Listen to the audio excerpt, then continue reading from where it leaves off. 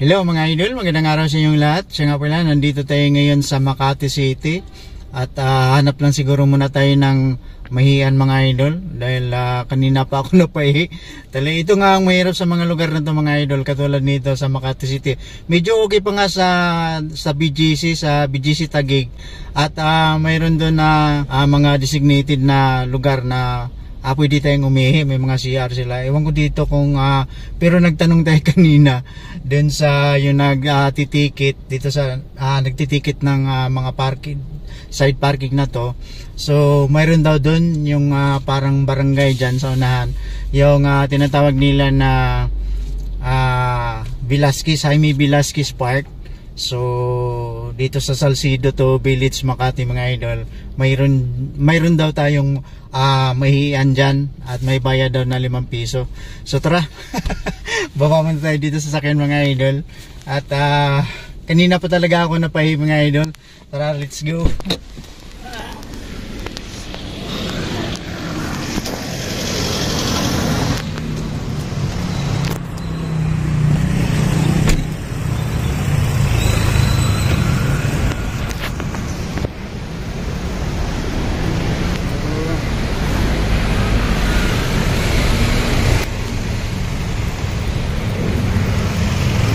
Tayo. Ito nga mahirap dito mga idol. Pag napunta ako dito sa Makati City, ito talaga yung isa sa mga pinaproblema ko dito kapag yung hinghi ka na. Ang hirap maghanap ng maiiyan siyempre, lalo na pag dala mo yung may dala ka na sasakyan.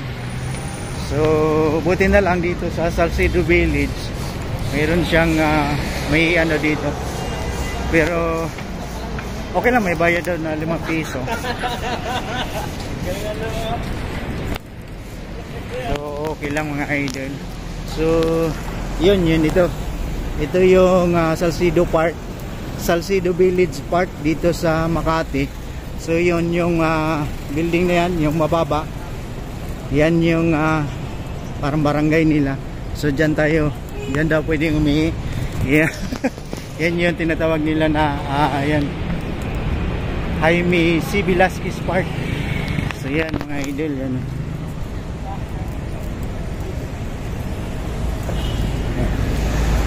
So dito tayo ihi. Kanina pa tayo naihi.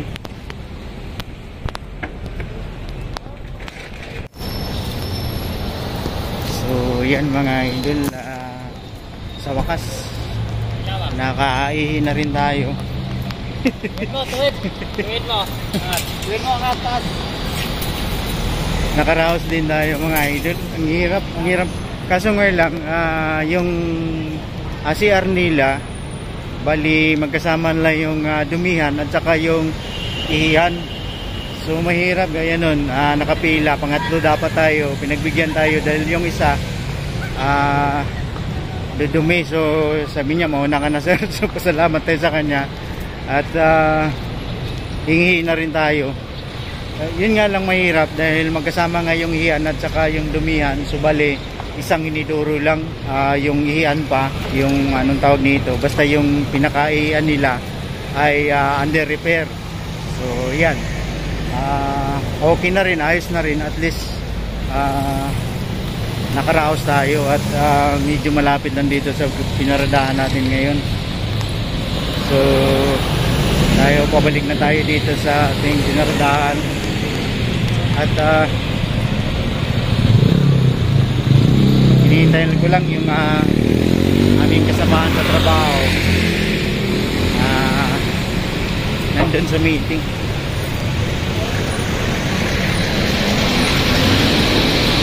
Alam niyo mga idol, dapat talaga sa mga ganitong lugar may mga designated area sila na CR, na pampublikong CR. Kahit ganyan, magbayad tayo 5 piso, malinis, may nagmiminti na, okay lang yun. Basta may mga designated area lang. Mahirap kahit maglakad ka, wala kang dalang sasakyan dito mga idol. Hindi ka naman pwede na pupunta ka, papasok ka sa mga building na yan, tapos magpaalam ka sa guard na pwede bang makiihi, ganun. So hindi ka naman basta-basta papayagan dahil siyempre may mga sinusunod din silang batas sa bawat mga establishment o mga building dito. Kaya yun ang mahirap talaga. Kaya dapat sana yun yung pag-isipan ng mga namamahala or yung city government gaya nito sa mga business center na to, na may mga designated area talaga sila dapat na mga CR na yung pangmaramihan, hindi katulad nun. Pero okay na rin kasi wala tayong magawa. Pero mahirap kasi minsan may kasabay tayo na dumin-dumi na, tapos hingi ka na rin. So di ba, mahirap. Ito na, balik na tayo dito sa sakyan mga idol.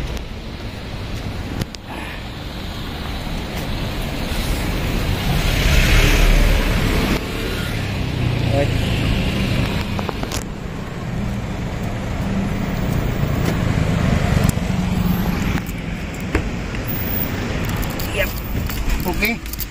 So ayan. Ito na, dito na tayo sa sasakyan ulit. Paandarin lang muna natin para magkaroon lang tayo ng medyo minute. Siyempre galing tayo sa labas at sarado din to sa sasakyan. So yan. Tika, ibaba ko lang sandali itong camera mga idol.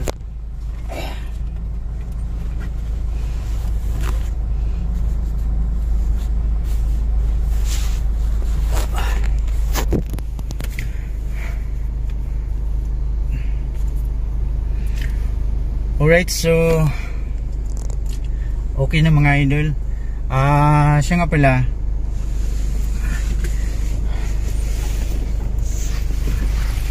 so hanap tayo ng okay na kuha. Yan. Alright, so ayan, nandito na tayo sa loob nitong ating service mga idol.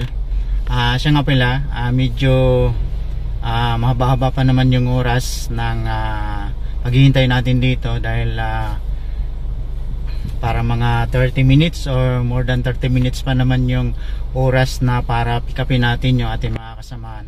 So nais ko lang na magkomento tungkol dito sa nangyayari ngayon sa ating bansa, lalong lalo na ang nangyayari ngayon dito sa ating mga kapatid na mga Pilipino sa may Mindanao, particular sa Davao City mga idol, sa may KOGC, Kingdom of Jesus Christ, na anong tawag nito, yung pinaka-compound ng KOGC mga idol sa Davao City. Alam niyo mga idol, mga ilang araw na rin tayo na nagmonitor at simula pa nung nitong mga nakaraang araw o nakaraang mga linggo, buwan, simula nga nung nilusob din nila unang paglusob ng mga pulis doon sa KOGC compound sa may Davao City, ay minomonitor na natin ang mga pangyayari. At siyempre bilang tayo Pilipino mga idol ay dapat concerned din tayo sa mga pangyayari o mga nangyayari ngayon sa ating bansa, lalong lalo na dahil napakarami na issue na binato sa ating presidente ngayon, hindi lang sa kanya kundi sa kanya mga gabinete at pati na rin sa mga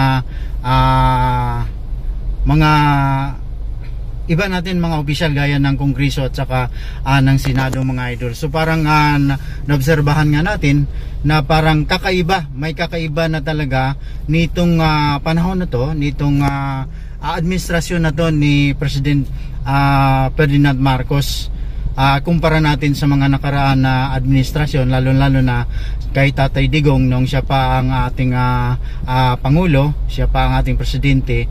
So ngayon parang hindi tayo anong tawag nito, parang hindi tayo mapalagay ng maayos na kumbaga hindi tayo panatag sa ating kalagayan bilang Pilipino dahil nga sa mga nangyayari ngayon dito sa ating bansa. So ngayon nga ito nga ay nilusob na naman ng mga pulis na pinamumunuan ni General Nicolas Torre ang QUGC compound sa may Davao City, mga idol. At yun nga, sabi ko nga sa inyo kanina na namomonitor natin yung mga pangyayari at awang-awa tayo sa ating mga kababayan, sa ating mga kapatid bilang Kristiyano, mga idol, kahit hindi man natin sila kasama sa reliyon o sa paniniwala, dahil ako isang Katoliko, pero bilang isang tao at bilang isang Pilipino, mga idol, ay tayo ay nakikisa at naramdaman natin ang kanilang mga nararamdaman ngayon, ang mga kasakitan, ang mga pang-aabuso. Bakit ko nasabi na pang-aabuso, mga idol? Dahil nakikita natin na hindi na tama ang ginagawa ng ating mga kapulisan na nandoon ngayon sa area na yun, mga idol. Kaya napakalungkot, napakasakit, napakalungkot na isipin na kung sino pa yung ating inaasahan na siyang magtatanggol sa atin, magpuprotekta sa atin bilang mga Pilipino, ay siya pa yung gumagawa ng hindi tama, siya pa yung nananakit, sila pa yung anong tawag nito, sila pa yung unang gumagawa, umaabuso na hindi sumusunod sa ating batas, na dapat sila ang magpatupad ng ating batas. So yan ang nakakalungkot, mga idol. Sa totoo lang, kung malapit lang sana ako sa Davao, ay baka isa ako sa nakikisa doon sa ating mga kababayan doon para damayan sila sa kanilang mga naranasan ngayon. Kahit sabihin na ako ay isang Katoliko at hindi member ng Kingdom of Jesus Christ, pero bilang tao, bilang Pilipino, naramdaman natin dahil sila ay mga kapatid natin, sila ay mga tao, mga kapwa natin Pilipino na sobrang ginigipit, sobrang inaabuso na rin. Hindi na natin matatawag na tama yung ginagawa ng mga kapulisan natin, mga idol. Parang iba na ang kanilang pag-uugali. Parang wala na silang batas na sinusunod, wala na silang kinakatakutan na batas. Parang sila na mismo ang batas. Ganun ang nangyayari ngayon, mga idol. So kaya ako sana kasama ng ating mga kasamahan din na vlogger. Ako napakaliit lang na channel na itong channel ko dito sa YouTube, mga idol. Bago lang tayo dito sa YouTube, pero naisip ko na gamitin ko ito ngayon, itong channel ko na to sa panahon na to, sa pagpaalala sa ating mga kapatid, lalo na sa ating mga kapulisan, sa ating mga nanunungkulan, sa ating mga sundalo. At sa ating mga sundalo, wala akong nakikita na problema, mga idol. Sa ating mga kapulisan, na sana ay isipin sana nila na mabuti bago sila sumunod or gumawa ng aksyon, sumunod sa nag-uutos sa kanila, kung tama ba ang inuutos sa kanila, at kung hindi naman tama, dapat ay pag-isipan nilang mabuti ang kung dapat ba nila itong sundin, or dapat ba sila magbigay ng payo na, sir, ay hindi dapat ito nating gawin dahil ang ating pinagsiserbisyuhan ay ang mga Filipino people. So yan, mga idol, ito'y sinusubukan ko lang ngayon, itong aking konting komento na to, mga idol. Pagpasensya na ninyo ako dahil hindi naman ako political vlogger, ngunit parang natouch ako, parang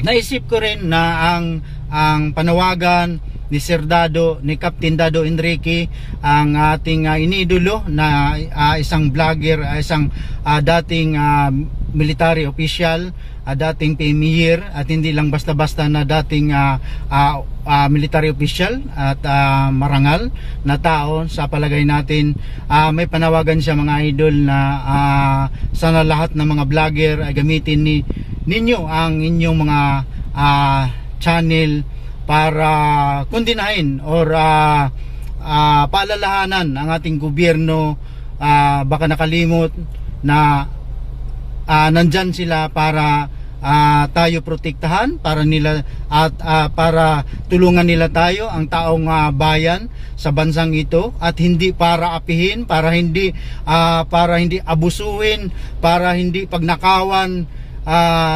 Yan mga idol. So ngayon itong vlog ko na to mga idol ay umpisahan ko na sa pamagitan nitong vlog ko na to ay iparating ko sa ating unang-una sa ating Pangulo, kay Mr. President BBM Ferdinand Marcos Jr.